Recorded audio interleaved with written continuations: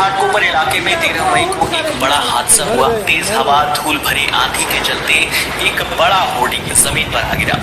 Hoarding इतना भारी भरकम था कि उसके नीचे कई गाड़ियां, कई लोग और एक पेट्रोल पंप दब गया। अब ताजा अपडेट ये है कि इस हादसे में अब 14 लोगों की जान चली गई है और 74 लोग अब भी अस्पताल में जिंदगी से जंग लड़ रहे हैं। वोट गिराए लावरा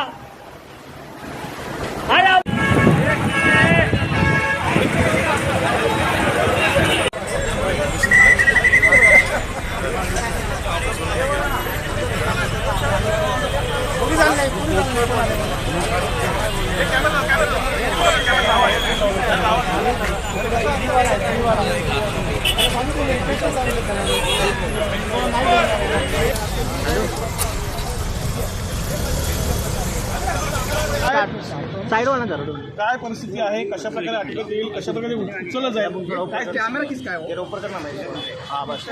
दुर्दैवी आणि दुःखद अशी ही घटना आहे. घटना झाल्याचं कळताच त्वरित स्थानिक पोलीस, महापालिकेचे लोक, फायर ब्रिगेड सर्व इथे दाखल झाले आणि त्यांनी रेस्क्यू ऑपरेशन सुरू केलं. आपण बघता की फार मोठ्या वेटचा हा कोलॅप्स आहे आणि त्यामुळे स्पेशल इक्विपमेंट आता बोलवलेलं आहे. 5-6 हेवी ड्युटी टनेजच्या क्रेन्स पण काम करत आहेत. आत्तापर्यंत जवळजवळ 61-62 लोकांना रेस्क्यू केलेला आहे. दुर्दैवी मृत्यू पण ह्याच्यामध्ये झालेले आहेत.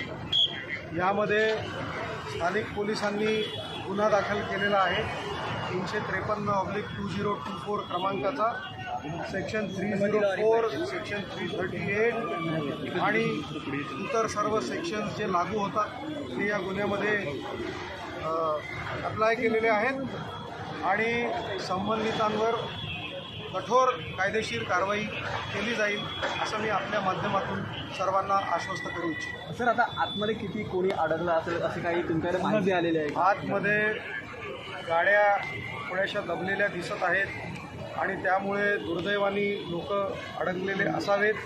NDRF, Mumbai fire brigade, Mumbai police, इतर सर्व अनेक खाजगी लोक देखील मदत करत आहेत आणि ते उचलण्याचा, कापण्याचा, इथे पेट्रोल पंप असल्यामुळे काही लिमिटेशन्स आहेत.